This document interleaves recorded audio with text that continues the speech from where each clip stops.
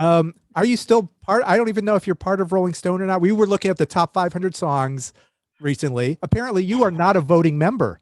Oh no, I am I was a contributing editor up until like 3 years ago. Like this whole time, the absolute truth is, okay. You I say started that a lot. The absolute. How many times do you lie during a day?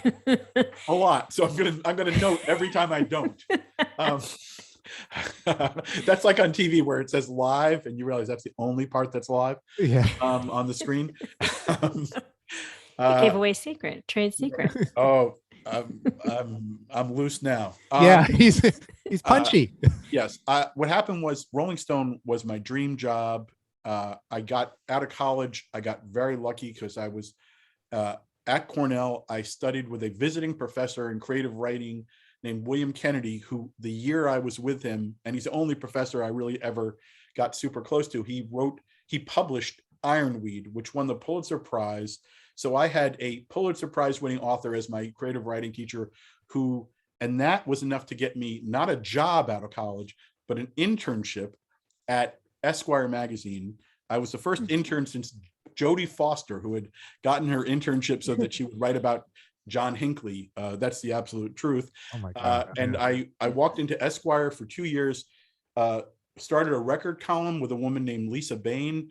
And in that year, in that moment where Esquire was a very powerful magazine, we had Tom Wolfe, John Updike, John Waters writing record reviews for a brief period.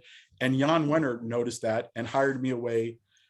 He had the music editor was trying to become the managing editor. So 2 years out of college, I was brought in and made music editor of Rolling Stone. So I had the most meteoric rise that it's really been pretty much downhill. I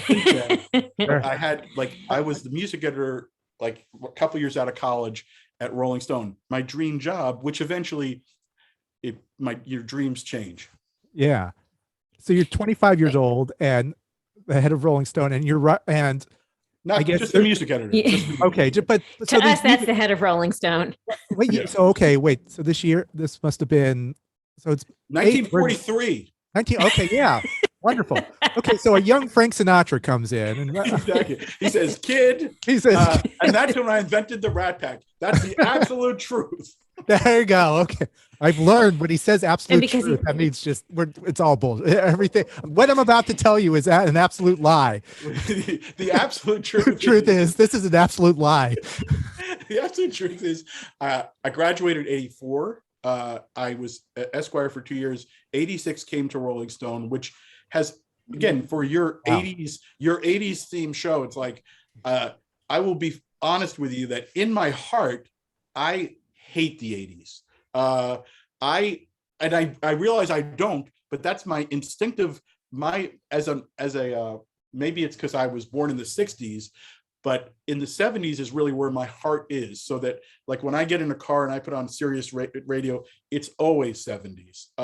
When I think about American film, it's always a '70s film that I love. But I realize now that that's partly because, so I got to a Rolling Stone during this go-go time when, the magazine was huge. I don't know if you look at a magazine now, they're like this, but I was there when it was like that, and that was exhausting, which is why I eventually decided I wanted to write and not be an editor. After 5 years, 10 years of it, I got sick of editing other people's words, and I wanted to write my own words. So I ended up eventually getting sent out here to be the West Coast bureau chief for Rolling Stone. And that's how I fell into TV and producing. And I got out of journalism, even though they kept me on the masthead as a contributing editor, and I still write, I'd write things every once in a while. The truth is, I've really, for basically the last 20 years, I've been a writer and producer